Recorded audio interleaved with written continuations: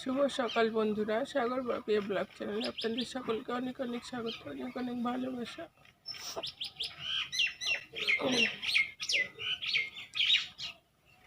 শরীর ভালো নেই বন্ধুরা,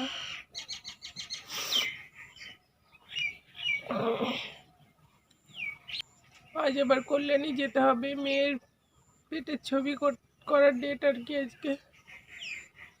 সোজা হয়ে দাঁড়াতেই পারছি না, যেতেই হবে। সরকারি কাজ, ডেট দিয়েছি, আজকে না গেলে আর হবে না। আর পয়সা দিয়ে করানোর ক্ষমতা আমার নেই। ছেলেকে নিয়ে যাব সাথে করে। ঘুম থেকে উঠেছি, এখনো ফ্রেশ হয়নি। মেয়ে সংসারের কাজকর্ম করছে।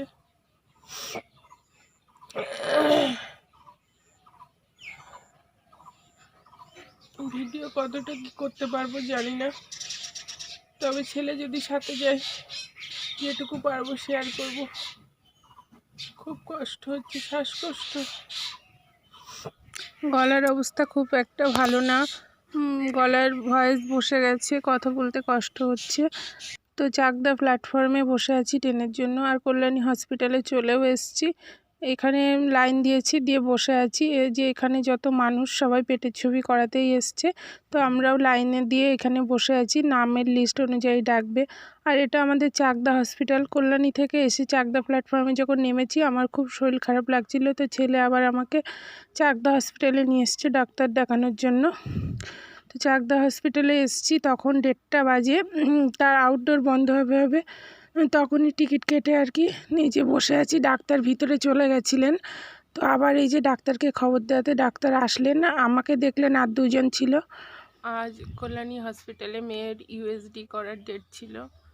তো সকালবেলা মেয়েকে নিয়ে কল্যাণী গেছিলাম।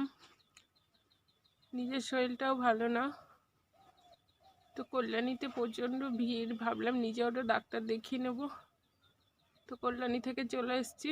চাকদা স্টেশনে এসে খুব শরীর খারাপ লাগছিল, মানে আমি তাকাতেই পাচ্ছি না, মাথা এত যন্ত্রণা করছে, এত ঘুরছে।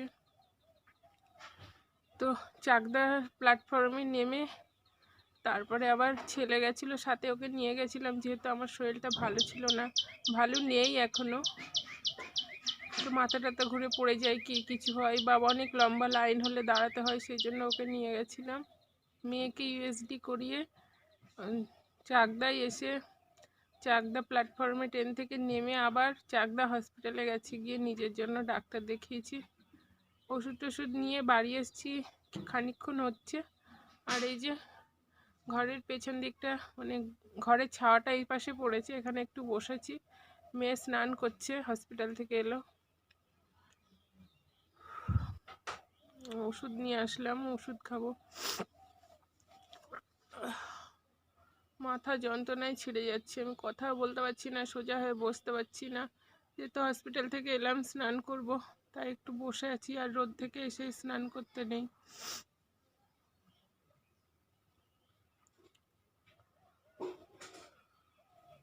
মাথায় প্রচণ্ড যন্ত্রণা, প্রচণ্ড। ঘড়ির কাটায় কাটায় বাজে এখন সন্ধ্যে 6টা। হসপিটাল থেকে বাড়ি এসে যেহেতু সকালবেলা কোনো কাজকর্মই করে বেরোইনি,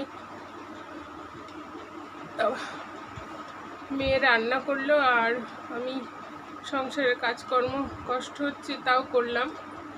আর এই সন্ধ্যা 6টা বাজে, এই খেয়ে দিয়ে মানে বসেছি। আর এই যে সমস্ত ওষুধপত্র, এখন ওষুধ খাবো। আমার আগের ভিডিও যারা যারা দেখেছেন, তো আমি না বললেও হয়তো আপনারা বুঝতে পারছেন যে আমি কি কারণে ওষুধ খাচ্ছি। ডাক্তারকে সঠিক কারণটা না বললেও মানে গায়ে ব্যথা, মাথা যন্ত্রণা, শ্বাসকষ্ট এই সমস্ত বলে ওষুধ লিখিয়ে এনেছি আর কি। কিছু হসপিটাল থেকে দিয়েছে, কিছু আমি কিনেছি, তো সেটা আর ভিডিও এসে বলতে চাইছি না।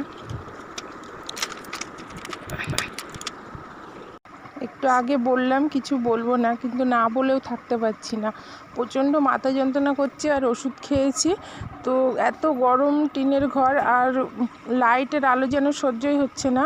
আর এই যে বড় একটা টিউব জ্বালিয়ে দিয়েছে, আমি একটা জিরো জ্বালিয়ে এখানে শুয়েছি, ও শুয়েছিল, তাড়াতাড়ি করে উঠে বড় লাইটটা জ্বালিয়ে দিয়ে দেখুন চেয়ারের মধ্যে বসে আছে। ও বলছি যে জিরোটা জ্বালিয়ে দাও, আমার এত আলো সহ্য হচ্ছে না, আমার মাথা যন্ত্রণা করছে। আমাকে বলছে উঠে বাইরে গিয়ে শুয়ে থাক।